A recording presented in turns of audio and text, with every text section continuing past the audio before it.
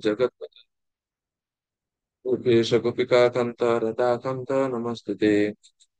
तप्त कांचन गौरांगी राधे वृंदावनेश्वरी वृषभानुसुते देवी प्रणमामि हरिप्रिये।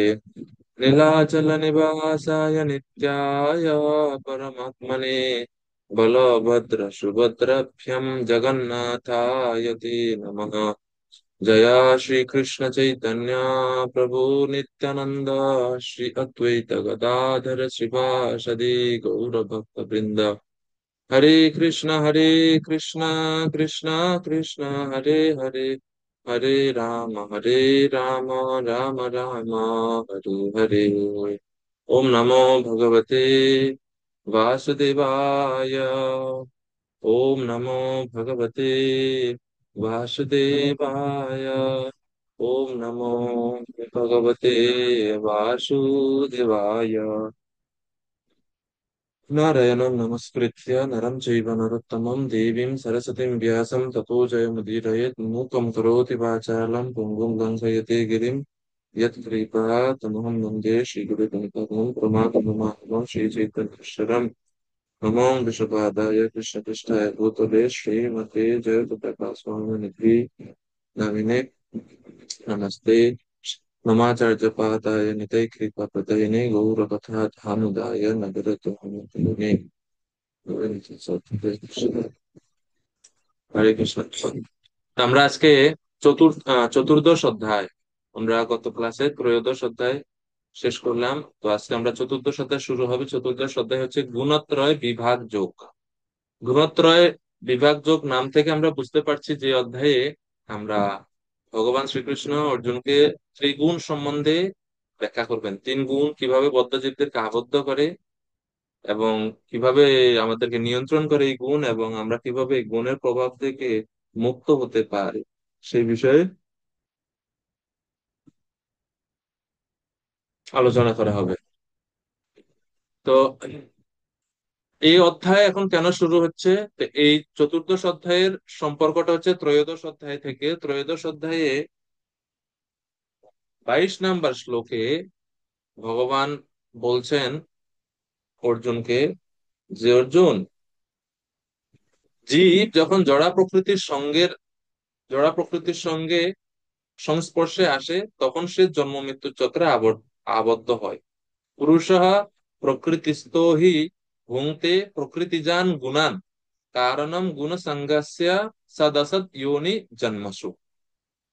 পুরুষ প্রকৃতিস্থ হয়ে, পুরুষ মানে জীবাত্মা যখন প্রকৃতিস্থ জড়া প্রকৃতিতে অবস্থিত হয় তখন সে ভুঙ্ক্তে প্রকৃতিজান গুণান, জড়া প্রকৃতিজাত গুণসমূহ সে ভোগ করে। আর কারণম গুণ সংগস্য, এই গুণের সঙ্গের কারণে, গুণের সঙ্গবশত সৎ অসৎ যোনি জন্মসু, তার সৎ বা উচ্চ আহ, দেহে, অসৎ বা নিম্ন দেহে, পশু দেহে জীবের জন্ম হয়। তো এখন চতুর্দশ অধ্যায়ে শ্রীকৃষ্ণ যারা প্রকৃতির তিনটি গুণ তা কিভাবে কাজ করে, কিভাবে জীবকে আবদ্ধ করে রাখে, এবং ভক্তি যুগের প্রভাবে কিভাবে জড়া প্রকৃতির তিন গুণের প্রভাব নষ্ট হয়ে যায় তা আলোচনা করছেন ভগবান। ক্লিয়ার আশা করি। তো আমরা চতুর্দশ অধ্যায় শুরু করি। এই অধ্যায়ে মোট শ্লোক রয়েছে 27টি। 1 থেকে 4 নম্বর শ্লোকে ভগবান আলোচনা করছেন বদ্ধ জীবের মুক্ত ও বদ্ধ অবস্থা সম্বন্ধে। 1 থেকে 4 নম্বর শ্লোক। 5 থেকে 9 গুণ সমূহের দ্বারা বদ্ধ জীবাত্মার বন্ধন, কিভাবে বদ্ধ জীব গুণের দ্বারা আবদ্ধ হয়। 10 থেকে 13 কোন বিশেষ গুণের প্রাবল্য, অর্থাৎ এই তিন গুণের মধ্যে প্রতিযোগিতা হয়। জীব যখন তার সঙ্গ অনুযায়ী সে কোন গুণ, এই তিন গুণের মধ্যে প্রতিযোগিতা হয়, কখনো কখনো সত্যগুণ জয়ী হয়, কখনো কখনো রজগুণ জয়ী হয়, কখনো কখনো তমগুণ জয়ী হয়। তো সেই বিশেষ গুণের প্রাবল্যতা, সেই বিষয়ে ভগবান 10 থেকে 13 নম্বর শ্লোকে বলছেন। 14 থেকে 18 গুণাধীন ব্যক্তির কর্ম ও মৃত্যু, অর্থাৎ কোন গুণের বশবর্তী মৃত্যুবরণ করলে জীব পরবর্তীতে সে কোথায় দেহ লাভ করে, কোন গুণে মানুষ কোন গতির হয়, সেই বিষয়ে ভগবান বলছেন। গুণাধীন ব্যক্তির কর্ম ও মৃত্যু 14 থেকে 18-তে। আর সর্বশেষ অংশ 19 থেকে 27-এ ভগবান বলছেন এই জড়া প্রকৃতির যে যে গুণ যে গুণের কারণে আমরা আবদ্ধ হয়ে থাকি, এই গুণকে কিভাবে অতিক্রম করা যায়, অর্থাৎ গুণাতীত স্তর কিভাবে লাভ করা যায়, সেই সংশয় ভগবান সমাধান দিচ্ছেন। এই জড় জগতে আমরা সমস্যার নির্ধারণ করতে পারি কিন্তু সমাধান খুঁজে পাই না। আর যা কিছু তথাকথিত সমাধান আছে সেটা ক্ষণস্থায়ী সমাধান। আর একটা সমাধান আরো হাজারটা সমস্যা সৃষ্টি করে। ভগবান যখন কোনো পন্থা বা কোনো সমস্যার কথা বলেন, তিনি শুধুমাত্র সমস্যাই বলেন না, সমস্যার সাথে সাথে সমাধানও ভগবান দেন। এবং সেই সমাধান অন্তিম সমাধান, যেই সমাধানের পরে আর কোনো প্রশ্ন আসে না। যেরকম করোনা ভাইরাস হলো, করোনা ভাইরাস থেকে বাঁচার জন্য আমরা ভ্যাকসিন নিলাম। ভ্যাকসিন নেওয়ার পরে এখন শরীরের মধ্যে আরো বেশি জটিলতা। 70-80% মানুষের এখন হার্টের সমস্যা, চুল পড়ে যাচ্ছে, ইমিউনিটি শক্তি আরো বিকৃত হয়ে গেছে শরীরের মধ্যে। এই ভ্যাকসিনেশনের পরে এই এই যে সমস্ত জটিলতা মানুষের তৈরি হয়। কিন্তু আমরা তো এই হচ্ছে জড়জাগতিক ব্যাপার। তো কিন্তু ভগবানের ব্যবস্থাপনা সম্পূর্ণরূপে শুদ্ধ এবং আহ, সমস্ত প্রকার অসুবিধা থেকে মুক্ত, সেটার পরবর্তীতে কোনো প্রতিক্রিয়া সৃষ্টি করে না। তো এই হচ্ছে ভগবানের আর জড় প্রকৃতির এই হচ্ছে পার্থক্য।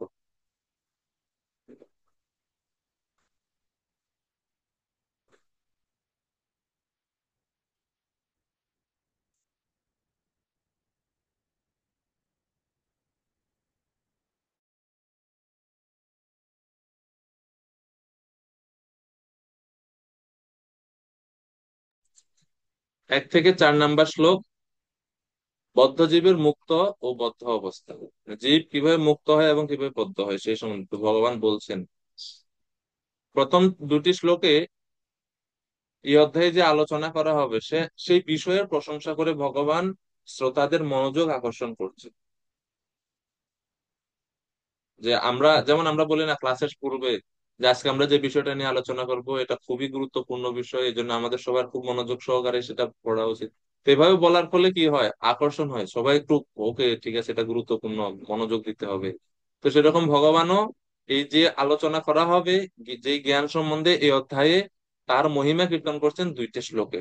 শ্রী ভগবান উবাচা পরম ভূয়া প্রবক্ষ্যামি জ্ঞানানাম জ্ঞানমুত্তমম উত্তমম यद्गत्वा मुनयः सर्वे পরাম সিদ্ধিমিতো গতাঃ। পরমেশ্বর ভগবান বললেন, পুনরায় আমি তোমাকে সমস্ত জ্ঞানের মধ্যে সর্বোত্তম জ্ঞান সম্বন্ধে বলবো, যা জেনে মুনিগণ এই জড়জগৎ থেকে পরম সিদ্ধি লাভ করেছিল। তো ভগবান বলছেন এই যে জ্ঞান, এটা এমন না যে আহ, কোনো দরকার নাই, না এটা দরকারি। পূর্বে অনেক মুনিরা মুনিরা মুনিগণ এই জড়জগৎ থেকে পরম সিদ্ধি লাভ করেছেন এই জ্ঞানের আশ্রয় গ্রহণ করে। তো সেজন্য অর্জুন তুমিও মনোযোগী হও।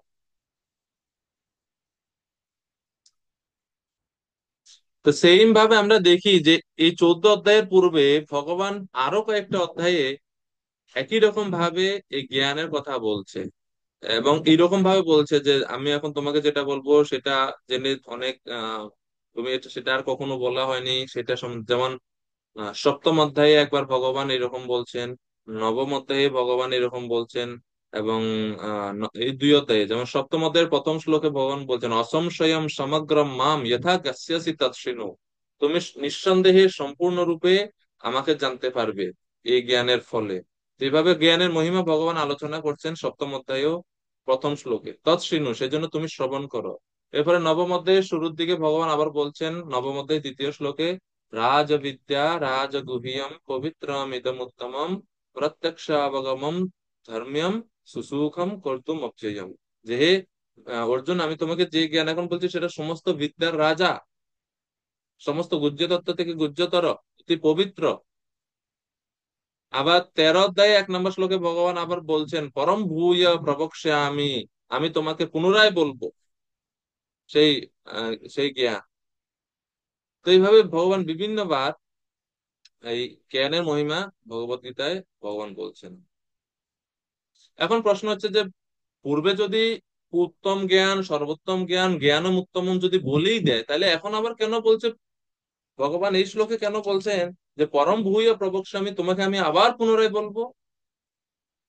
এই জ্ঞান যদি সর্বোত্তম হয়েই থাকে, পূর্বে যেটা ভগবান আলোচনা করছেন, তাহলে কেন ভগবান বলছেন ভূয়, আমি আবার আবার পুনরায় বলবো কেন?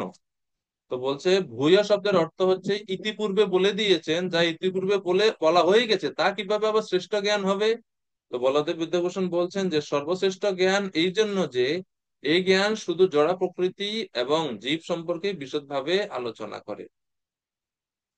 এই জ্ঞান শ্রেষ্ঠ এই কারণে যেটা শুধুমাত্র জড় প্রকৃতি এবং জীব সম্বন্ধে আলোচনা করা হবে। তো আজকের এই অধ্যায়ে যে জ্ঞানটা জড় প্রকৃতি এবং জীব সম্বন্ধে আলোচনা করা হচ্ছে, এই জন্য ভগবান বলছেন পরম ভূয়, আমি আবার বলছি তোমাকে, যে জ্ঞান লাভ করলে, যে জ্ঞান লাভ করে মুনিগণ তারা সিদ্ধি লাভ করেছেন। তো প্রভুপাদ তাৎপর্য বলছেন কেন এই জ্ঞানকে সর্বোত্তম জ্ঞান বলে ঘোষণা করা হয়েছে। প্রভুপাদ চারটা কারণ দিচ্ছেন। প্রথম হচ্ছে এই জ্ঞান লাভ করে গুণের বন্ধন উপলব্ধি, আত্ম উপলব্ধির পথে এক শক্তিশালী সহায়ক হাতিয়ার হিসেবে কাজ করে। আমরা গুণের বন্ধন সম্বন্ধে উপলব্ধি করতে পারি, জানতে পারি, এবং আত্ম উপলব্ধির পথে এক শক্তিশালী সহায়ক হাতিয়ার হিসেবে এই জ্ঞান আমাদের সহযোগিতা করে, এই জন্য এই জ্ঞানকে সর্বোত্তম বলা হয়েছে। দ্বিতীয় কারণ, প্রভুপাদ বলছেন এই জ্ঞান লাভ করে অনেক মুনি ঋষি পরম সিদ্ধি লাভ করে চিন্ময় জগতে গমন করেছেন, সেজন্য এই জ্ঞান সর্বোত্তম। তৃতীয় কারণ, প্রভুপাদ বলছেন শ্রীকৃষ্ণের পরা প্রকৃতি লাভ করে মুক্তি লাভ করতে পারা যায় এই জ্ঞান ফলে, এই জন্য এটা সর্বোত্তম। আর চতুর্থ হচ্ছে যেই হোক না কেন এই চতুর্দশ অধ্যায়ের মর্ম উপলব্ধির মাধ্যমে যে কেউ পরম সিদ্ধি লাভ করতে পারে। তো এই সমস্ত কারণে প্রভুপাদ বলছেন এই জ্ঞান হচ্ছে সর্বোত্তম। পরা প্রকৃতি লাভ করা মানে কি? ভগবানের পরা প্রকৃতি লাভ করব মানে এই মানে কি বোঝায়? প্রভুপাদ বলছেন পরা প্রকৃতি মানে হচ্ছে গুণগত ভাবে পরমেশ্বর ভগবানের সমান হওয়া। পরা প্রকৃতি মানে হচ্ছে জন্ম মৃত্যু চক্র থেকে মুক্তি লাভ করা। পরা প্রকৃতি মানে হচ্ছে জীবাত্মা হিসেবে আমাদের প্রকৃত স্বরূপ উপলব্ধি করা। এই হচ্ছে পরা প্রকৃতির সংজ্ঞা। এখন এই শ্লোকে ভগবান বলছেন যে মুনিরা ইয়দ জ্ঞাত্বা মুনয়ঃ সর্বে পরাম সিদ্ধি মিতো গতাহা, যারা মুনিগণ তারা পূর্বে সিদ্ধি লাভ করছে। এখানে বলা হয়নি ভক্তরা লাভ করবে, মুনয়া। যেহেতু এখানে জ্ঞান সম্পর্কে আলোচনা করা হচ্ছে এবং জ্ঞান শতকের মূল উদ্দেশ্য হচ্ছে তা জেনে ভক্তিযোগে উন্নীত হবে। এই অধ্যায়ে 22 নং শ্লোকে ভগবান বলবেন কিভাবে জড়া প্রকৃতির তিনটি গুণের ঊর্ধ্বে উত্তীর্ণ হতে হয় এবং তা শুধুমাত্র ভক্তিযোগের মাধ্যমে সম্ভব। তো এখন যেহেতু এটা জ্ঞান সম্বন্ধে বলছেন, এখানে ভক্তির উপাদান নাই, কিন্তু এই জ্ঞানের ফল, জ্ঞান লাভ করে কেউ ভক্তিযোগে পরবর্তীতে উন্নীত হতে পারে, তো সেজন্য বলছে যে এই জ্ঞান লাভ করে মুনিগণ সিদ্ধি লাভ করছে। তিনটি গুণ এবং প্রকৃতি সম্পর্কে এই যে জ্ঞান, তার মূল উদ্দেশ্য হচ্ছে ভক্তিযোগে উন্নীত হওয়া। ভক্তরা যেহেতু ইতিমধ্যেই ভক্তিযোগে উন্নীত আছেন, সেজন্য ভক্তরা সবসময় চিন্ময় স্তরে অধিষ্ঠিত থাকেন। এই জন্য ভক্তদের সাংখ্যযোগ এবং জড় প্রকৃতির তিনটি গুণ সম্পর্কে বিশদভাবে জানার প্রয়োজন হয় না। এই জন্য বলা হচ্ছে মুনয়া সার্ভে, এই জ্ঞান জেনে মুনিগণ জড় জগৎ থেকে পরম সিদ্ধি লাভ করবেন। আর পরম সিদ্ধি হচ্ছে ভক্তিযোগ, ভক্তিযোগে যুক্ত হওয়া। এভাবে আলোচনা করে প্রপাত বলছেন।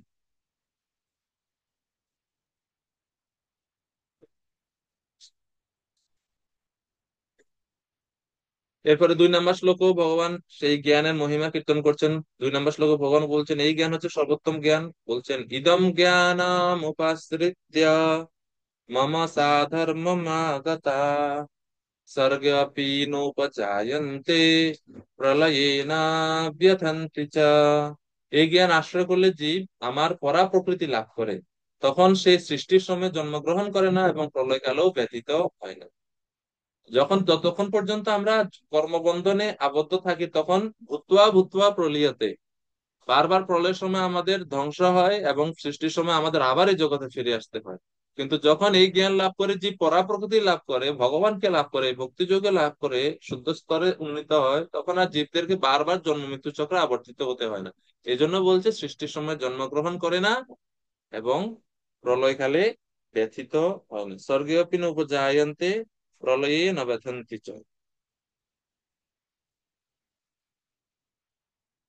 প্রলয়ের সময় সম্বর্তক অগ্নি সমস্ত বিশ্ব ব্রহ্মাণ্ডকে 1000 দিব্য বৎসর পর্যন্ত আগুনে পুড়তে থাকে। এরপরে আরো 1000 বছর, আরো 1000 না 100, ভুলে গেছি এক্সাক্টটা, সম্বর্তক মেঘ আসে এবং বৃষ্টি প্রদান করে। সেই বৃষ্টিতে, সেই প্রলয় বাড়িতে সমগ্র পৃথিবী জলমগ্ন হয়। এর জলমগ্ন হওয়ার আগে আগে আগুনে পুড়ে সমস্ত কিছু ধ্বংস হয়ে যায়, কোনো প্রাণের অস্তিত্ব আর থাকে না। এরপরে বৃষ্টি হয়, বৃষ্টিতে সমগ্র পৃথিবী জলমগ্ন হয়, সবকিছু জলে পরিপূর্ণ হয়ে পরবর্তীতে ধ্বংস হয়ে যায়, সমস্ত সৃষ্টির বিনাশ হয়। তো ওই সময়ে প্রলয়ের না ব্যথয়ন্তি চ, যারা এই পরাপ্রকৃতি লাভ করেন তারা ওই প্রলয়ের সময় এরকম কষ্টের সম্মুখীন, দুঃখের সম্মুখীন হয় না। মম সাধর্ম আগতা, মম সাধর্ম আগতা মানে হচ্ছে তারা আমার প্রকৃতি লাভ করে, আমার পরা প্রকৃতি লাভ করে, আমার পরা প্রকৃতি লাভ করে তারা সমস্ত দুঃখ কষ্ট থেকে মুক্ত হয়। তো এই জন্য এখানে শ্লোকে ভগবান বলছেন ইদম জ্ঞানম উপাশ্রিত, এই জ্ঞানের আশ্রয় গ্রহণ করে। পূর্বেও দ্বিতীয় অধ্যায়ে 49 নম্বর শ্লোকে ভগবান অর্জুনকে বলছেন দূরে না হি অবরম কর্ম বুদ্ধি যোগা ধনঞ্জয় বুদ্ধৌ শরণমন্বিচ্ছ কৃপণা ফলহেতব, তুমি বুদ্ধিযোগ বা নিষ্কাম কর্মযোগের আশ্রয় গ্রহণ করো। আর এই অধ্যায়, এখন এই শ্লোকে ভগবান বলছেন তুমি জ্ঞানের আশ্রয় গ্রহণ করো, কেননা ভগবান এখানে জ্ঞান শতক আলোচনা করছে। তো কেউ যদি জ্ঞানের আশ্রয় গ্রহণ করে তাহলে কি হবে? ভগবান বলছেন মম সাধর্মম,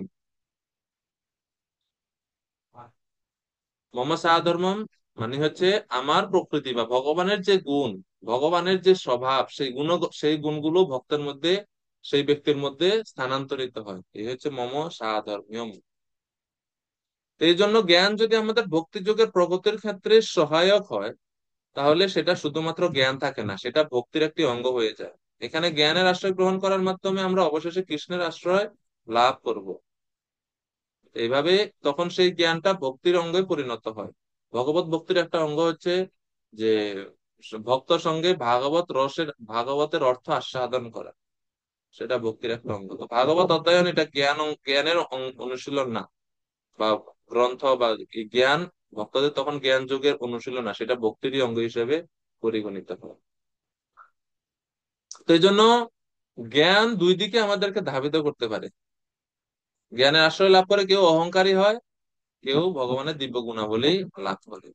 যারা জাগতিক দিক দিয়ে পণ্ডিত, ভগবানের চরণে তারা শরণাগত হন না কেন?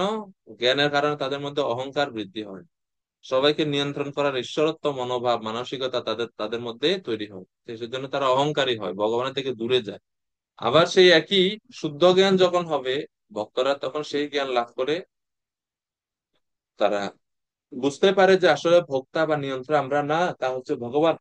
তো তখন সেই দিব্য জ্ঞান লাভ করে ভক্তরা ভগবানের দ্বারা নিয়ন্ত্রিত হতে চায়।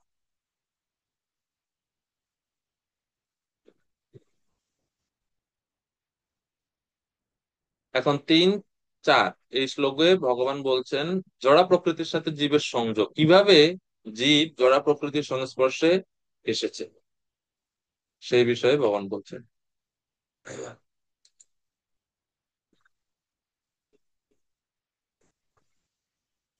শ্লোক নাম্বার 3, মম যোনি মহৎ ব্রহ্মা তস্মিন গর্ভম দদাম্যহম সম্ভবঃ সর্বভূতানাং তত ভবতি ভারত। হে ভারত, প্রকৃতির সঙ্গক ব্রহ্ম আমার যোনি স্বরূপ এবং সেই ব্রহ্মে আমি গর্ভাধান করি, যার ফলে সমস্ত জীবের জন্ম হয়। কিভাবে জীব জড় জগতে জড় প্রকৃতির গুণের দ্বারা আবদ্ধ হয়, এই শ্লোকে ভগবান এভাবে ব্যাখ্যা করছেন যে যখন জীব, ভগবান বলছেন যে আমি প্রকৃতির সঙ্গে যে ব্রহ্ম, সেই ব্রহ্মে আমি গর্ভাধান করি। অর্থাৎ এই বিষয়ে বিস্তারিত বর্ণনা আপনারা পাবেন শ্রীমদ্ ভাগবতম দ্বিতীয় স্কন্ধের পঞ্চম অধ্যায়ে এবং তৃতীয় স্কন্ধের পঞ্চম অধ্যায়। সেখানে এই সৃষ্টি প্রক্রিয়া আরো বিস্তারিত ভাবে দেওয়া আছে। তো সেখানে বলা হচ্ছে যখন সৃষ্টির সময় হয়, ভগবান তখন সেই প্রকৃতির উপরে ভগবান দৃষ্টিপাত করেন। প্রকৃতি হচ্ছে সমস্ত ত্রিগুণের নিষ্ক্রিয় অবস্থা। তো তখন ভগবান মহাবিষ্ণু তিনি সে প্রকৃতি রূপী মায়ার উপরে তিনি দৃষ্টিপাত করেন। দৃষ্টিপাতের ফলে ভগবান যে দৃষ্টিপাত করলেন, এই দৃষ্টিপাতের ফলে ভগবান দুইটা জিনিস প্রকৃতিতে প্রেরণ করেন। এক হচ্ছে কাল শক্তি, আর দুই হচ্ছে জীবদেরকে, বদ্ধ জীব যারা পূর্বের কল্পে যাদের মুক্তি হয়নি, যারা এখনো কর্মফলে আবদ্ধ হয়ে আছে, তারা প্রলয়ের পরে তো তারা ভগবানের শরীরে প্রবেশ করে, এরপরে সৃষ্টির সময় তারা আবার ভগবানের শরীর থেকে বের হয় সূক্ষ্ম রূপে। তো ভগবান দৃষ্টির মাধ্যমে সেই জীব শক্তিকে এবং কাল শক্তিকে ভগবান প্রকৃতির মধ্যে বা প্রকৃতি রূপী গর্ভে ভগবান প্রেরণ করেন। আর যখনই কাল শক্তি এবং জীব শক্তি প্রবেশ করে সে প্রকৃতির মধ্যে, তখন সেখানে বিক্রিয়া শুরু হয় এবং ধীরে ধীরে সেটা প্রধান মহত্তত্ত্ব ইত্যাদি ইত্যাদিতে সৃষ্টির কার্য শুরু হতে হতে সেটা সূক্ষ্ম থেকে ধীরে ধীরে সৃষ্টি স্থূলতে পরিণত হয়। এবং যখন ভগবান এই কাল এবং জীব শক্তিকে প্রেরণ করেন, জীবের সাথে আরো দুইটা জিনিস থাকে। একটা হচ্ছে তার স্বভাব, জীবের স্বভাব, আর হচ্ছে দুই হচ্ছে জীবের কর্মফল, পূর্বের জীবনে তার সঞ্চিত কর্মফল। সেই দুইটা জিনিসও জীবের সাথে সাথে প্রকৃতিতে যায়। তো এইভাবে ভগবান বলছেন যে আমি গর্ভাধান করি। ভগবান গর্ভাধান করেন বলতে ভগবান শুধুমাত্র দৃষ্টিপাত করেন, দৃষ্টিপাতের মাধ্যমে জীবদেরকে তিনি প্রকৃতিতে প্রেরণ করেন। এভাবে সেই কাজ হয়ে থাকে।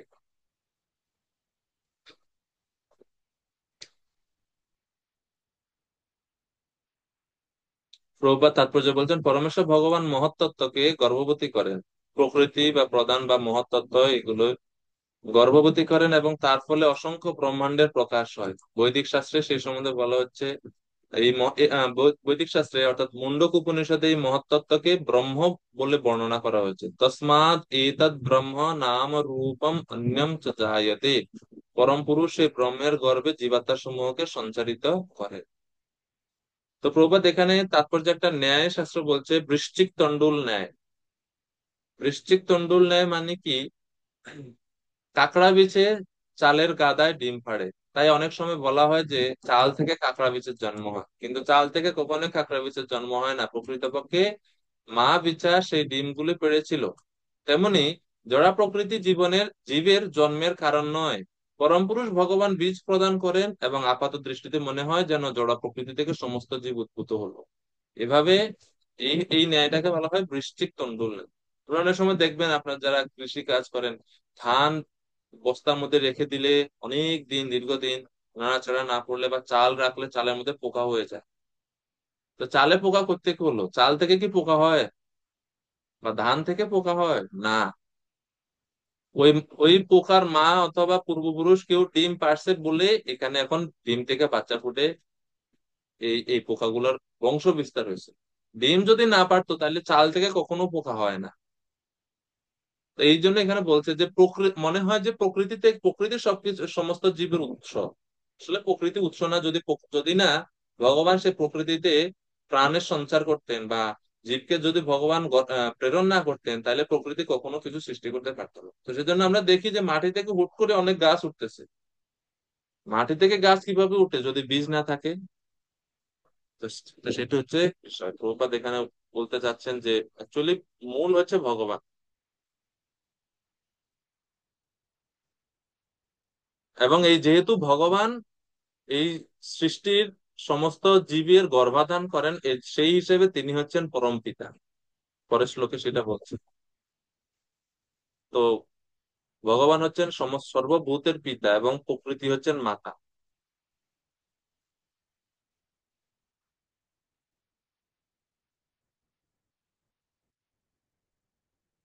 সর্বয়োনিষু কৌন্তেয় মূর্তয়া সম্ভবন্তি ইয়া, তাসাম ব্রহ্ম মহদ্যোনি অহম বীজ প্রদাপিতা।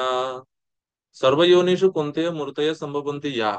এই কৌন্তেয় সকল যোনিতে যে সমস্ত মূর্তি, যে সমস্ত মূর্তি মানে হচ্ছে যে সমস্ত জীব, সকল জনিতে মানে প্রত্যেকটা দেহে যে সমস্ত জীব প্রকাশিত হয়, অর্থাৎ যে সমস্ত জীবেরা বিভিন্ন দেহ ধারণ করে এই জগতে জন্মগ্রহণ করে, তাসাম ব্রহ্ম তাদের সকলের মহৎ ইয়োনি, ব্রহ্মরূপী বা মহত্তত্ত্বরূপী যোনি হচ্ছে তাদের জননী স্বরূপ, প্রকৃতি হচ্ছে তাদের জননী স্বরূপ। কেননা আম, মায়ের কাছ থেকে আমরা দেহটা পাই, তো সেই রকম ভাবে প্রকৃতির কাছ থেকে আমরা এই দেহ পেয়েছি। আমাদের দেহের যে উপাদান, পাঁচটা স্থূল, তিনটা সূক্ষ্ম, সেই স্থূল উপাদানগুলো প্রকৃতি প্রদত্ত। ঠিক আছে, তো সেই জন্য বলা হচ্ছে এই দেহের, মায়ের কাছ থেকে, মাতৃগর্ভে যেরকম আমরা মায়ের কাছ থেকে দেহ পাই, সেরকম ভাবে প্রকৃতির কাছ থেকে আমরা এই দেহ লাভ করেছি। সেই জন্য ব্রহ্মরূপী বা মহত্তত্ত্বরূপী হচ্ছেন, তিনি হচ্ছেন আমাদের জননী স্বরূপা। আর অহম বীজ প্রদা পিতা, আর ভগবান বলছেন আমি তাদের বীজ প্রদানকারী পিতা। আপনারা কেউ ভূমি দেবীর প্রণাম মন্ত্র পারেন? ভূমি মাতার প্রণাম মন্ত্র, ভূমি দেবী, ঘুম থেকে উঠে বিছানা থেকে নামার পরে মাটিতে পা রাখার পূর্বে প্রণাম মন্ত্র বলতে হয় ভূমি মাতাকে। ভূমি মাতা যিনি হচ্ছে, যেটাকে আমরা ভূমি, এই যে পুরো মাটি, ভূমি দেবী, যার কোলে আমরা বড় হচ্ছি। প্রণাম মন্ত্র জানেন না কেউ আপনারা? সমুদ্র বসনম দেবী पर्वत स्तन मंडले विष्णु पत्नी नमस्तभ्यम पाद स्पर्शक সমস্যমে। সমুদ্র বসনম দেবী, যার বসন হচ্ছে সমুদ্র, পর্বত স্তন মন্ডলে, এবং যার স্তন হচ্ছে পর্বত, এরকম তুলনা করা হয় ভূমি মাতা। বিষ্ণু পত্নী, যিনি হচ্ছেন ভগবান শ্রী বিষ্ণুর পত্নী। তো সেইভাবে ভূমির উপরে আমরা জন্মগ্রহণ করছি, তিনি হচ্ছেন বিষ্ণু পত্নী। তো ভগবান যদি পিতা হয়, তো ভূমি মাতা বা প্রকৃতি মাতা, মহত্তত্ত্ব রূপে তিনি মাতা, সেখানে সেভাবে আমরা বুঝতে পারি। বিষ্ণু পত্নী নমস্তাভ্যাম, হে মাতা, আমি আপনাকে প্রণাম নিবেদন করি। পাদ স্পর্শ, আমি যে আপনাকে পা দ্বারা স্পর্শ করছি, সমস্যা আমি, কৃপা করে ক্ষমা করুন আমার এই অপরাধ। সেইভাবে ক্ষমা চাওয়া যায়, কারণ তিনি হচ্ছেন মা। তো মাকে কেউ আমরা পা দিয়ে আঘাত করি না। এই জন্য বৈদিক সংস্কৃতিতে প্রকৃতির প্রত্যেকটা উপাদানকে আমরা সম্মান করি। নদীকে পর্যন্ত মায়ের স্থান দেওয়া হচ্ছে। নদীমাতৃক দেশ বাংলাদেশকে বলা হয় নদীমাতৃক দেশ, কেননা নদী প্রবণ, অনেক নদী থাকে বাংলাদেশের। নদী সব জায়গায়, আপনি কোনো রাস্তা পাবেন না যে রাস্তার পাশে জলাশয় নাই, হয়তো খাল বইছে বা নদী আছে বা কিছু না কিছু আছে, জল থাকবেই প্রায় রাস্তাগুলোতে, আমরা এরকম পাশে থাকে।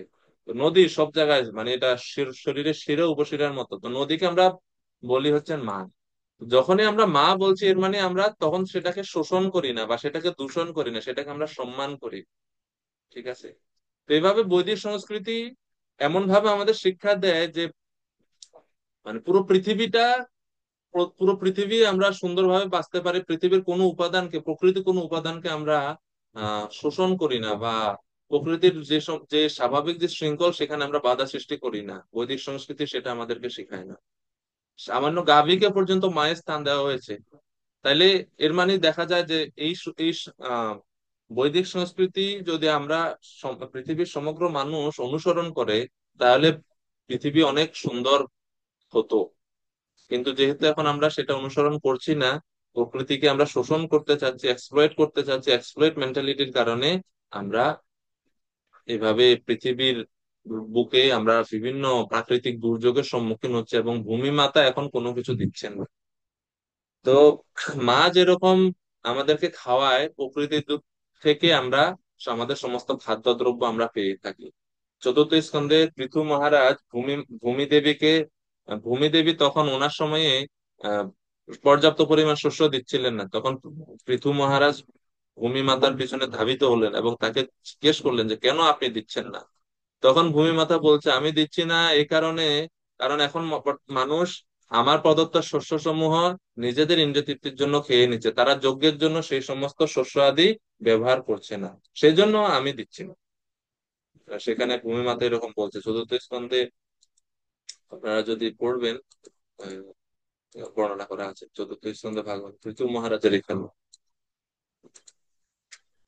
তো তখন ভূমি মাতা, পৃথু মহারাজ তখন তিনি ভূমি মাতাকে কর্ষণ করেন, আহ এবং তখন বলছেন যে যদি সবাই এই আমার প্রদত্ত শস্য আদি তারা ভগবত সেবায় নিযুক্ত করে, ভগবত সেবায় নিবেদন করে এবং ভগবানের বিধিবিধান অনুসারে জীবন যাপন করে, তাহলে আমি আবার সবকিছু প্রদান করব। ভূমি মাতা তখন আক্ষেপ করে পৃথু মহারাজকে বলতেছেন, আমার গর্ভে থেকে থেকে শস্য আদি সব নষ্ট হচ্ছে, কিন্তু আমি দিচ্ছি না। তো কেন দিচ্ছি না? কারণ মানুষ এখন অধর্ম করে, সেই কারণে।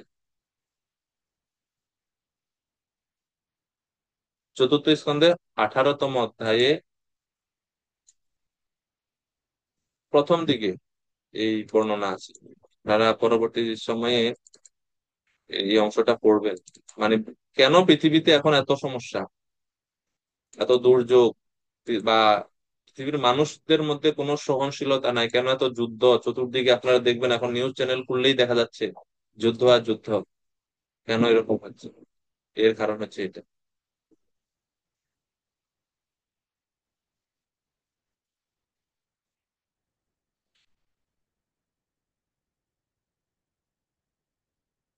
তো সেখানে একটা শ্লোকে বলছে, ভাগবতমে ভূমিমাতা বলছে, পুরা সৃষ্টা হি ঔষধয়ঃ ব্রহ্মণা ইয়া বিসম্পতে ভুজ্যমানা ময়া দৃষ্টা অসদ্ভির অদৃত ব্রতৈ। হে রাজন, পুরাকালে ব্রহ্মা যে সমস্ত বীজ, মূল, ঔষধি এবং শস্য সৃষ্টি করেছিলেন তা এখন সমস্ত অভক্তরা ভোগ করছে, যারা সব রকম আধ্যাত্মিক জ্ঞান রহিত। অসদ্ভি, অভক্তদের দ্বারা অদৃত ব্রতই, যাদের কোনো ব্রত অনুষ্ঠান করে না, আধ্যাত্মিক কার্যকলাপ যারা কিছু করে না, এই কারণে আমি দিচ্ছি না। অপালিতানাদ্রিতা চ ভবদ্ভি লোকপালकै চৌরিভূতে অথ লোকোয়ম যজ্ঞার্থে অগ্রসমৌষধি। কেবল শস্য এবং ঔষধি অভক্তদের দ্বারা অসৎ উদ্দেশ্যে ব্যবহৃত হচ্ছে তাই নয়, যথাযথভাবে আমার পালনও হচ্ছে না। ইন্দ্রিয় তৃপ্তি সাধনের উদ্দেশ্যে খাদ্যশস্য ব্যবহার করে যারা চোরে পরিণত হয়েছে, সেই সমস্ত দুর্বৃত্তদের দণ্ডদানে অক্ষম রাজাদের দ্বারাও আমি অনাদৃতা। তাই আমি সমস্ত বীজ লুকিয়ে রেখেছি, কারণ সেগুলি প্রকৃতপক্ষে যজ্ঞ অনুষ্ঠানের জন্য ব্যবহার করার কথা। তো এটা হচ্ছে ভূমি মাতার, ওনার কাজ। ওনার এই শস্য ব্রহ্মাজি ওনাকে দিয়েছেন যে তুমি এটা দিবে যজ্ঞের জন্য। যেহেতু মানুষ এখন যজ্ঞ করে না, সেজন্য আমি দিচ্ছি না। আমি সব রেখে দিছি আমার গর্ভে। নূনম তা বিরুদাক্ষিণা ময়ি কালেন ভূয়সা তত্র যোগেন দৃষ্টেন ভবান আদাতুম অর্হতি।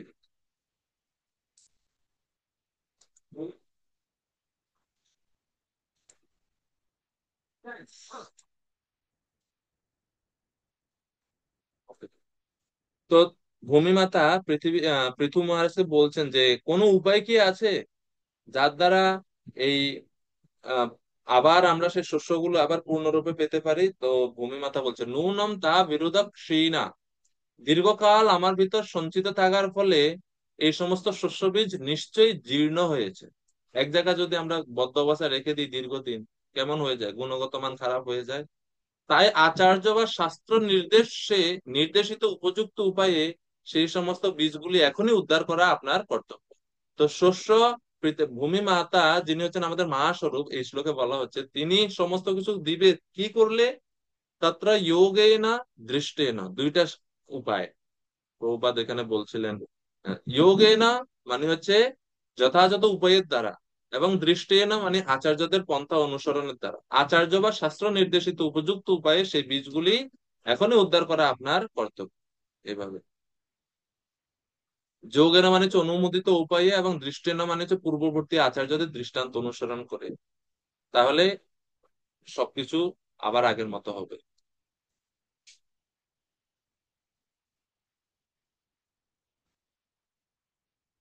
পরে ভূমিমাতা আরো বলছে, বৎস্যম কল্পয় মে বীর येनाहं বৎসলা তব যক্ষো ক্ষীরময়ান কামান অরূপম চ দোহনম দুগ্ধারম চ মহাবাহো ভূতানাং ভূত ভাবনঃ অন্নম ইপ্সিতম ঊর্জস্ব ভগবান বাঞ্ছতে ইতি। হে মহাবীর, হে ভূত ভাবন, আপনি যদি প্রচুর খাদ্যশস্য প্রদান করে জীবদের কষ্ট নিবারণ করতে চান, এবং আপনি যদি আমাকে দোহন করে তাদের পোষণ করতে চান, তাহলে আপনি উপযুক্ত বৎস, গোদহন পাত্র ও দগ্ধা নিরূপণ করুন, যাতে আমি আমার বৎসের প্রতি অত্যন্ত বৎসলা হয়ে আপনার বাসনা অনুসারে দুগ্ধ প্রদান করতে পারি। তো ভূমি মাতা গাভী রূপ ধারণ করে তিনি পলায়ন করছিলেন পৃথু মহারাজের কাছ থেকে। কেননা পৃথু মহারাজ খুবই ক্রোধান্বিত হয়ে গেছেন যে কেন দিচ্ছে না ভূমি থেকে শস্য আদি। তো এইভাবে সেখানে বর্ণনা করা হয়েছে আহ চতুর্থ স্কন্ধের 18 অধ্যায়ে। তো সেই জন্য এই শ্লোকে ভগবান এই বলছেন যে তাসাম ব্রহ্ম মহৎ যোনি অহম বীজ প্রদত্ত। প্রকৃতি হচ্ছে মাতা, ভগবান শ্রীকৃষ্ণ হচ্ছেন পরম পিতা। এখন 5 থেকে 9 গুণ সমূহের দ্বারা বদ্ধ জীবাত্মার বন্ধন, কিভাবে আমরা শুদ্ধ আত্মা জড়া প্রকৃতিতে আবদ্ধ হই। শ্রীমদ্ ভাগবতম একাদশ স্কন্ধে বলা হচ্ছে বদ্ধ জীবের জীবের বন্ধনে কি আর মুক্তই কি। জীবের কোনো বন্ধন নাই। যদি বন্ধন না থাকে তাহলে মুক্তির প্রশ্ন কোত্থেকে আসতেছে। একবার এক বিখ্যাত জাদুকর ছিলেন, নাম মনে নাই, পাশ্চাত্য দেশের। তো ওনার আম, বিশেষ যোগ্যতাটা ছিল এটা যে যত বড় তালাই হোক না কেন বা দরজাকে যেভাবে বন্ধ করে রাখা হোক না কেন, উনি সেই তালা উইদাউট এনি কি মানে চাবি ছাড়া উনি এটা খুলে ফেলতে পারতেন এবং দরজা খুলে বের হতে পারতেন। তো সবচেয়ে বড় বড় চ্যালেঞ্জ তিনি নিতেন। তো এরকম করা হতো যে ওনাকে একটা ঘরের মধ্যে বা একটা চেম্বারের মধ্যে রেখে বাইরে দিয়ে তালা বন্ধ করে দরজা আটকিয়ে ওনাকে জলের মধ্যে ফেলে দেওয়া হতো। এবং ওনার এই শ্বাস উইদাউট এনি অক্সিজেন সাপোর্ট, কোনো অক্সিজেন সাপোর্ট দেওয়া হতো না। ওনার এই শ্বাস যত সময় নিজে দম রাখতে পারেন তত সময়ের মধ্যে ওনাকে তালা খুলে বের হয়ে জলের উপরে আসতে হবে। এটা ছিল শর্ত। তো কঠিন কঠিন তালা, পৃথিবীর সবচেয়ে বড় বড় কঠিন বন্ধনে তিনি সেটা জয় করতে পারছেন। শেষ সময় উনি মৃত্যুবরণ করছেন ওই একটা প্রতিযোগিতাতেই।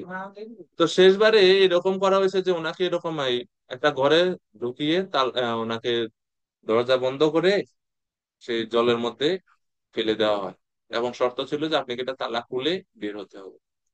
তো শেষ এই সময়ে, ওই নির্দিষ্ট শেষ সময়ে তিনি তালা খুলতে পারেননি এবং দরজা খুলতে পারেননি। তো তখন পরবর্তীতে উনি বের হতে পারেননি। পরে উঠানোর পরে দেখা যায় যে আসলে দরজাটাতে কোনো তালাই ছিল না, জাস্ট দরজাটা জাস্ট এরকম আটকানো ছিল। কিন্তু উনি ভাবতেছেন যে এটাতে তো তালা লাগানো আছে। এজন্য উনি ভিতর থেকে অনেক চেষ্টা করছেন, অনেক মন্ত্র অনেক কৌশল অবলম্বন করছে, কিন্তু তালা আর খুলতে পারেননি আর বের হতে পারেনি। উনি যদি হাত দিয়ে জাস্ট একটু ধাক্কা দিত তাহলে কিন্তু দরজা খুলে উনি বের হতে পারতেন। তো এইভাবে ওনার শেষ পরিণতিটা হয় এইভাবে। তো বদ্ধজীব আমাদেরও সেম অবস্থা। বলা হচ্ছে বদ্ধজীবের কোনো বন্ধন নাই। আত্মাকে মানে ভগবানকে যদি কেউ আবদ্ধ করতে না পারে তাহলে জীবাত্মা কিভাবে আবদ্ধ করবে। তাইলে এখন প্রশ্ন হচ্ছে যদি বন্ধন না থাকে তাহলে আমরা এই জগতে কি করতেছি, কেন আমরা ভগবানের কাছে যেতে পারছি না। তো বলছে যেহেতু তুলনা করা হচ্ছে যে ভগবান শ্রীকৃষ্ণ হচ্ছে অগ্নি আর আমরা হচ্ছে সেই অগ্নির একটা ক্ষুদ্র স্ফুলিঙ্গ। তো প্রভুপাদ বলছে স্ফুলিঙ্গ যত অগ্নি থেকে মূল অগ্নি থেকে দূরে যাবে ততই সে তার স্বভাব হারিয়ে ফেলবে। মূল অগ্নির যে ক্ষমতা, সে যা কিছু আসবে সেই অগ্নির সংস্পর্শে সবকিছুকে সে জ্বালিয়ে দেবে, কিন্তু স্ফুলিঙ্গে সেই ক্ষমতা থাকে না, সেই ক্ষমতা অতি ক্ষীণ থাকে, যেহেতু সে অনেক ক্ষুদ্র অংশ। তা আমরা জীবাত্মারও ভগবানের সেরকম ক্ষুদ্রাতি ক্ষুদ্র অংশ। সেজন্য আমাদের ভগবানের মতো সেই পূর্ণ শক্তি আমাদের নেই। কিন্তু আমরা যদি ভগবানের সংস্পর্শে থাকবো তাহলে স্ফুলিঙ্গ আগুনের মতোই স্বভাব সম্পন্ন হয়ে উঠবে। কিন্তু যতই দূরে চলে যাবে মূল আগুন থেকে ততই আমরা নিস্তেজ হয়ে হয়ে একসময় শেষ। এরপরে প্রভুপাদ আরেকটা উদাহরণ দিচ্ছেন যে এই স্ফুলিঙ্গ যখন মূল অগ্নি থেকে ছিটকে বেরিয়ে কোনো শুকনো জায়গার মধ্যে পড়ে, সেই শুকনো জায়গাকে সে অগ্নিময় করে তোলে। কোনো শুকনা বা কাগজের উপরে বা কোনো ঘাসের উপরে যদি পড়ে সেই জায়গাতে কি করবে, আগুন ধরে দেবে। কিন্তু সেই স্ফুলিঙ্গ যদি মূল অগ্নি থেকে বের হয়ে কোনো ভিজা জায়গায় পড়ে, তার যে স্বভাব সেটা সে হারিয়ে ফেলবে। তো একই রকম ভাবে এর দ্বারা প্রভুপাদ বুঝাচ্ছেন যে এই চিন্ময় জীব, আমরা চিন্ময় স্ফুলিঙ্গ চিৎ কণা, বলা হয় না চিৎ কণা, মানে কণা সদৃশ আমাদের স্বভাব বা আমাদের আয়তন। তো আমরা যখন এই সত্য গুণের মধ্যে এসে পড়ি তখন সেটা আমাদের মুক্তির জন্য অনেক সহায়ক। যদিও সত্যগুণ বন্ধনের কারণ, কিন্তু ভক্তি জীবনের জন্য সত্যগুণ অনেক সহায়ক। সেটা হচ্ছে ওই শুকনো কাগজের মতো। আর যখন তমগুণের মধ্যে পড়ি আমরা, তখন সেটা একবারে আমাদের সমস্ত, আমাদের যে মূল স্বরূপ সেটাকে একবারে নিভিয়ে দেয়। তো কিভাবে জীব আবদ্ধ? আসলে জীব আবদ্ধ না, কিন্তু আমরা মনে করতেছি আমরা আবদ্ধ। এই যে মনে করাটা যে, এবং অজ্ঞানতা, সেটাই হচ্ছে আমাদের আবদ্ধ আবদ্ধ হয়ে থাকার মূল কারণ। তো জীব গোস্বামী এবং সমস্ত আচার্যরা বলছেন আমাদের এই জড়জগতে আবদ্ধ হওয়ার, আসলে মায়া আমাদেরকে আবৃত করতো না, আমাদের চেতনাকে আবৃত করতো না। দোষ হচ্ছে আমাদের কৃষ্ণ বহির্মুখতা, হচ্ছে জীবের সমস্ত দুর্দশার মূল এবং একমাত্র কারণ। কৃষ্ণ বহির্মুখতা, ভগবান শ্রীকৃষ্ণ থেকে বহির্মুখ হয়ে যাওয়াটা হচ্ছে জীবের বন্ধনের মূল কারণ। যখনই আমরা কৃষ্ণ বহির্মুখ হলাম, সাথে সাথে মায়া আমাদেরকে ঝাঁপিয়ে ধরবে। চৈতন্য চরিতামৃতে বলা হচ্ছে না যে নিকটস্থ মায়া তারে ঝাপটিয়া ধরে। কৃষ্ণ বলি যে জীব ভোগবাঞ্ছা করে, নিকটস্থ মায়া তারে ঝাপটিয়া ধরে। কৃষ্ণ ভুলে ভোগবাঞ্ছা করে, মায়া আবৃত করে। তো যখন আমরা এভাবে মায়া ভোগবাঞ্ছা আসে, তখনই মায়ার বন্ধনে আমরা আবদ্ধ হই। আর যখন আমরা কৃষ্ণের দিকে জাস্ট ফিরে যাব, কৃষ্ণ উন্মুখতা লাভ করব, তখনই আমাদের সমস্ত বন্ধন থেকে আমরা মুক্ত হব। তো সেটাই হচ্ছে ভক্তি যোগ। শেষ এই অধ্যায়ের শেষে ভগবান বললেন যে ভক্তি যোগের মাধ্যমে জড় প্রকৃতির তিন গুণ থেকে মুক্ত হওয়া যায়। তো এই হচ্ছে প্রাথমিক বিষয় এই গুণ সম্বন্ধে, এবং কিভাবে জীব এই জড় জগতে আবদ্ধ হয়। এখন আমরা ভগবানের কথা শুনবো, ভগবান কিভাবে সেটাকে বলছেন। তো গুণ সমূহ জীবদেরকে আবদ্ধ করে। এখন সেই কিভাবে আবদ্ধ করে সেটা জানতে হলে তাকে বুঝতে হবে গুণ কি, বা গুণ কয় প্রকার। তো 5 নম্বর শ্লোক ভগবান বলছে, সত্ত্বম রাজা তম ইতি গুণা প্রকৃতি সম্ভবাঃ নিবধ্নন্তি মহাবাহো দেহে দেহিনমপ্যয়ম। এ মহাবাহ অর্জুন, জড় প্রকৃতি থেকে জাত সত্য রজ ও তম, এই তিনটি গুণ দেহের মধ্যে অবস্থিত অব্যয় জীবকে আবদ্ধ করে। আবদ্ধ করে বলতে জীবের যে শুদ্ধ স্বরূপ সেটা আবৃত করে দেয়। চোখের মধ্যে যদি কোনো কাপড় দিয়ে কেউ বেঁধে দেয় কিছু, সামনে কি আছে দেখা যাবে? দেখা যাবে না। তো সেটাই হচ্ছে আমাদের আবদ্ধ অবস্থা। এটাকে বলা হয় অজ্ঞান। অজ্ঞানের যে 5টা স্তর আমরা আলোচনা করছিলাম আগে একদিন আপনাদের সাথে, অজ্ঞানতার 5টা স্তর কি কি মনে আছে? আপনাদেরকে কি আপনাদের সাথে বলা হয়েছিল এটা? কারো খেয়াল আছে? বড়দেব আপু মনে আছে? না গোপবন্ধু প্রভু। আমরা কি এটা আলোচনা করছিলাম? হ্যাঁ, হরে কৃষ্ণ। ধন্যবাদ প্রণাম, কোটি কোটি ধন্যবাদ প্রণাম। ও আচ্ছাদিত চেতনা, সংকুচিত চেতনা, না, প্রকুলিত ওইটা না, চেতনা, ওইটা না। ওটা তো বিকশিত আর চেতনার পূর্ণতা। 5টা স্তর। কিন্তু ব্রহ্মাজি যে 5 প্রকার অবিদ্যা সৃষ্টি করলেন, যার ও কারণে আমরা এই জড় জগতে আটকে আছি, সেটা কি আমরা হ্যাঁ, পড়ছিলাম? অন্নময়, প্রাণময়, জ্ঞানময়, বিজ্ঞানময়। না না, হরি। তাও না। অবিদ্যা অস্মিতা রাগ দ্বেষ অভিনিবেশ, বা তম মোহ মহামোহ তামিশ্র অন্ধ তামিশ্র, এগুলো আলোচনা করছি। এই বিষয়গুলো না আলোচনা হয়েছে কি? না হয়নি না? আচ্ছা, না। তাহলে এটা আজকে এই অংশে আমরা আলোচনা করতে পারি। স্নেহময়ী মাতাজি হ্যান্ড রেজ করছিলেন, মাতাজি আনমিউট করেন, বলুন। হরে সেজু প্রণাম। বলছি যে যে 5টি বিষয়, যে রূপের অহংকার, বিদ্যার অহংকার, এগুলো। না না না, ওই তো অহংকার না তো। সেটা হচ্ছে আমরা বলছি যে আহ, ব্রহ্মাজি 5 প্রকার অবিদ্যা সৃষ্টি করেন, যে অবিদ্যার কারণে আমাদের চেতনা আবৃত হয়, এবং এর ফলে আমরা চিন্ময় স্বরূপ ভুলে গিয়ে এই জড় জগৎকে নিজের সাথে ঘনিষ্ঠ ভাবে সম্পর্কযুক্ত বলে মনে করি, দেহটাকে নিজের স্বরূপ বলে মনে করি। এটা তো এই বিষয়ে আহ শ্রীমদ্ ভাগবতমে ব্রহ্মাজি যখন সৃষ্টি কার্য করে, ব্রহ্মাজি যখন সৃষ্টি করলেন, সৃষ্টি করার পরে তিনি, ব্রহ্মাজি কি করলেন আসলে সৃষ্টি, তিনি ভগবান প্রদত্ত সমস্ত উপাদান, মূল উপাদানগুলো নিয়ে তিনি জীবের বিভিন্ন দেহ সৃষ্টি করলেন, যে 84 লক্ষ প্রকার দেহ, সেই দেহগুলো তিনি সৃষ্টি করলেন। সৃষ্টি করার পরে এখন বদ্ধ জীবদেরকে তাদের কর্মফল অনুযায়ী এবং তাদের পূর্ব জীবনের স্বভাব কর্মফল অনুযায়ী তিনি নির্দিষ্ট তাদের যেই যেই আহ শরীরে তাদের থাকার কথা সেই সেই শরীরে ব্রহ্মাজি তাদের প্রেরণ করে। এই হচ্ছে ব্রহ্মাজির কাজ। এখন যখনই আহ তাদের প্রেরণ করলেন, তখন তাদের যে স্বরূপ, সে স্বরূপ যদি তারা না ভুলে, তাহলে কি বদ্ধজীব এই জড় জগতে ভোগ করতে পারবে? পারবে না। তো সেই জন্য সেই পরিচয় ভুলিয়ে দেওয়ার জন্য ব্রহ্মাজি যে 5 প্রকারের অবিদ্যা সৃষ্টি করলেন, যে অবিদ্যার কারণে আমরা ভগবান, আমি কৃষ্ণের দাস বা আমি যে মুক্ত জীব সেটা আমি ভুলে গেছি। এই হচ্ছে 5 প্রকার অবিদ্যা। কি সেগুলো? আহ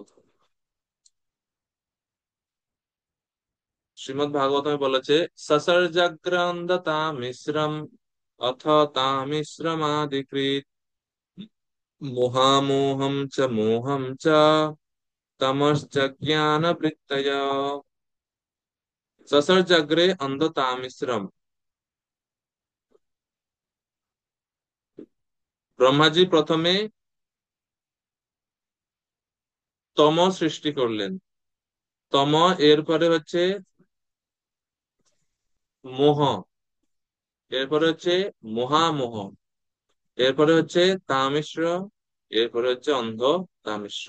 এই হচ্ছে 5 প্রকারের অবিদ্যা, যার ফলে আমরা আমাদের শুদ্ধ স্বরূপ হারিয়ে বা ভুলে গিয়ে এই দেহকে আমি বলে মনে করি এবং এই দেহের সাথে সম্পর্কিত সমস্ত বস্তুকে নিজের স্বরূপ বলে আমরা ভাবি।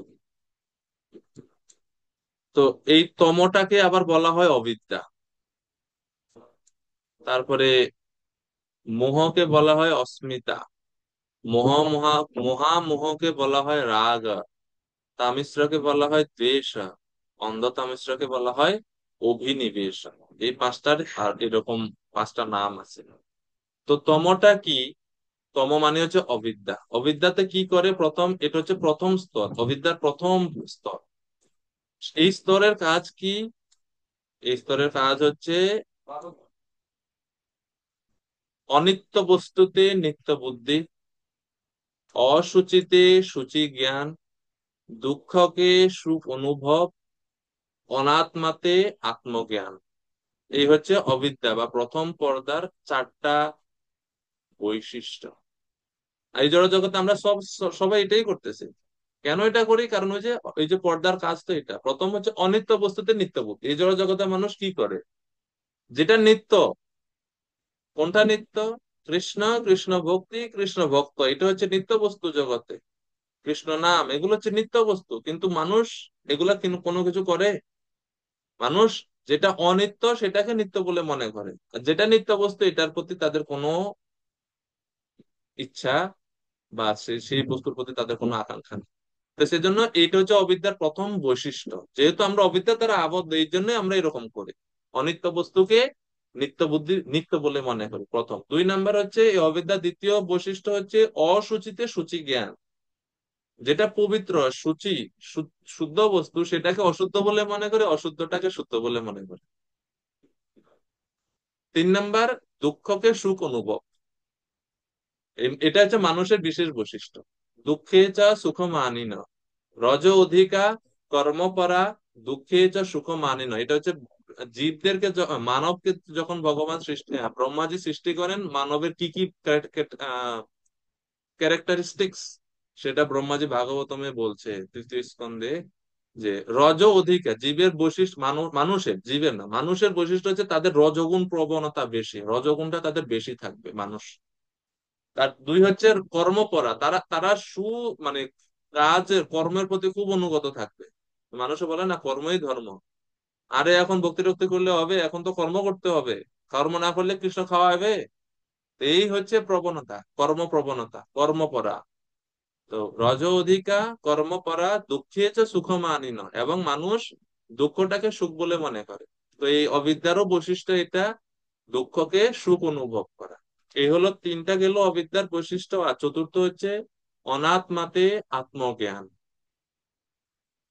অনাত্মাতে আত্মজ্ঞান মানে হচ্ছে যেটা আত্মা না সেটাকে আত্মা বলে মনে করা, আর যেটা আত্মা সেটাকে, সেই সম্বন্ধে তার কোনো জ্ঞান নেই। অর্থাৎ এই অবিদ্যা স্তরে জীব কৃষ্ণ দাস সেই পরিচয়টা ভুলে দিছে। অর্থাৎ আমার যে স্বরূপ, আমি যে চিন্ময় আত্মা, সেটা ভুলাই দিছে।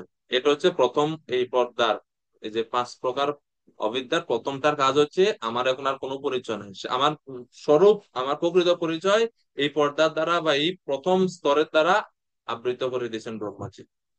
এখন প্রাণেশ্বর প্রভু, আপনার চোখে যদি কেউ একটা কাপড় বেঁধে দেয়, তাহলে আপনি কি দেখবেন আপনার সামনে কিছু কি আছে? দেখতে পাবেন? বলুন প্রাণেশ্বর না প্রভু। গো, দেখতে পাবো না। দেখতে পাবেন না। তো মনে করেন আপনার সামনে হ্যাঁ, দেখতে পাবো না গো। আপনাকে আমি একটা কাপড় দিয়ে বেঁধে দিছি, চোখ বেঁধে দিছি, তো আপনি এখন কিছু দেখতে পাচ্ছেন না। এখন আমি যা বলবো তাই তো আপনি মেনে নিবেন না। যে আমি যদি বলি প্রাণেশ্বর প্রভু আপনার সামনে একটা টেবিল রাখা আছে, তখন তো আপনি সামনে যাবেন না, কেননা আমি বলছি আপনাকে। আপনি যখন অন্ধ হয়ে যাবেন তখন আপনি কার কার মাধ্যমে দেখবেন? আমার কথার মাধ্যমে, ঠিক না? বা যিনি আপনার সামনে আছে ওনার কথার মাধ্যমে আপনি দেখবেন, কারণ আপনি তো অন্ধ। তো সেম কাজ, যখন আমরা আমাদের প্রকৃত স্বরূপ ভুলে যাই, মায়া আমাদের ভুলিয়ে দেয়। এটা সবার সাথে করছে। এখানে আপনারা যারা যারা আছেন এই জড় জগতে, যারা যারা আমরা আবদ্ধ আছি, শুদ্ধ ভক্তগণ ব্যতী রেখে, যারা আপনারা ভগবানের নিত্য শুদ্ধ পার্শ্বদেরা আছেন, আপনারা ছাড়া বদ্ধ জীবদের ক্ষেত্রে এটা হয়। এই সবার আমাদের মানে যারা আমরা বদ্ধ অবস্থা আছে আমাদের সবার সাথে এটা ঘটছে। স্বরূপ ভুলাই দিয়েছেন, এখন আমাদের কোনো পরিচয় নাই। আমি যে কৃষ্ণ দাস ছিলাম সেটা এখন নাই আমার। তো এখন নতুন পরিচয় তো একটা দিতে হবে। নতুন পরিচয় দেওয়ার জন্য পরবর্তী অবিদ্যার পরবর্তী ধাপ, সেটা হচ্ছে অস্মিতা। অস্মি, অহম অস্মি, অহম। অস্মিতা স্তরে অহমের সৃষ্টি হয়। অর্থাৎ যখন আমি কৃষ্ণদাস ভুলে গেলাম, তখন আমাকে নতুন নতুন পরিচয় দিতে হবে। তো তো ওই যে ব্রহ্মাজি তো জীবকে বিভিন্ন দেহে প্রবেশ করাইছেন, এবং জীব তখন তার ওই দেহটাকে নিজের স্বরূপ বলে মনে করে। কুকুর মনে করে আমি কুকুর, বিড়াল মনে করে আমি বিড়াল। একই জীবাত্মা যখন সে কুকুর দেহে আছে নিজেকে কুকুর বলেই ভাবে।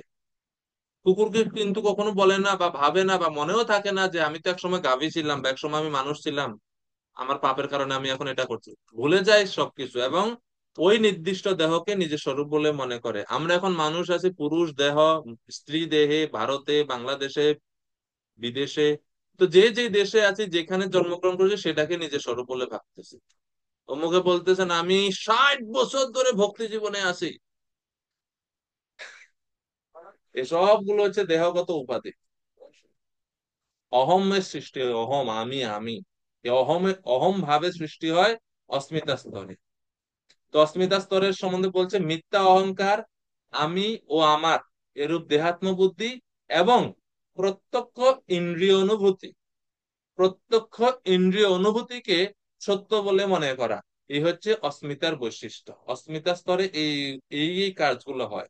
প্রথম হচ্ছে মিথ্যা অহংকারের সৃষ্টি হয়। মিথ্যা অহংকার মানে হচ্ছে আমার, এটা আমার স্বরূপ না, কিন্তু আমি এটাকে নিজের স্বরূপ বলে ভাবতেছি এবং মিথ্যা অহংকার করি যে এটা আমার।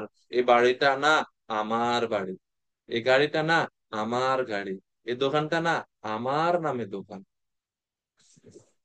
তো এইভাবে মিথ্যা অহংকার এবং আমিও আমার, আমার এই দুইটা কনসেপ্ট, মম অহম, অহম মম, অহম মম, এই ভাবনার সৃষ্টি হয় জীবের এই দ্বিতীয় স্তরে। এখন চিন্তা করেন ওইখানেই আমরা আটকে গেছি, তাইলে আরো সামনের যে আরো 3টা স্তর রয়ে গেছে ওগুলো আরো কত ভয়ঙ্কর স্তরে, আমাদের কত অজ্ঞানতার কত গভীরতম স্তরে আমাদেরকে পৌঁছে দেয় সেই বিষয়গুলো। হ্যাঁ, তারপর হচ্ছে রাগ। রাগ মানে কি? রাগ মানে হচ্ছে আসক্তি। আসক্তি, জড় সুখ লাভ ও দুঃখের নিবৃত্তির উপায়কে বলা হয় রাগ। জড় সুখ লাভ এবং দুঃখের নিবৃত্তির উপায়কে বলা হয় রাগ, রাগ বা আসক্তি। এই রাগ মানে ওই মারামারির রাগ না। এই রাগের শব্দের অর্থ হচ্ছে আসক্তি। অর্থাৎ ঈপ্সিত বস্তু লাভের পর আরো বেশি লাভ করার বাসনাকে বলা হয় রাগ। রাগের পরে হচ্ছে দ্বেষ। দ্বেষ কি? দ্বেষ হচ্ছে ঘৃণা। যেমন আমি মিষ্টি খেতে পছন্দ করি, একটা মিষ্টি খেলাম, আরেকটা মিষ্টি খাওয়ার জন্য ইচ্ছা হলো, এই যে ইচ্ছাটা আসছে আরো পাওয়ার জন্য, এটাকে বলা হয় রাগ। আর যখন সেই ইচ্ছাতে যখন কেউ বাধা দিবে, আমার সুখ প্রাপ্তির রাস্তায় যখন কেউ কোনো বাধা দিবে, আমার বিরক্তির কারণ সৃষ্টি হবে, সেই বস্তুর প্রতি আমরা দ্বেষ উৎপন্ন হয় আমাদের, সেটা হচ্ছে দ্বেষ। আর সর্বশেষ হচ্ছে অভিনিবেশ। অভিনিবেশ হচ্ছে দৈহিক সুখের প্রতি অত্যন্ত আসক্তি।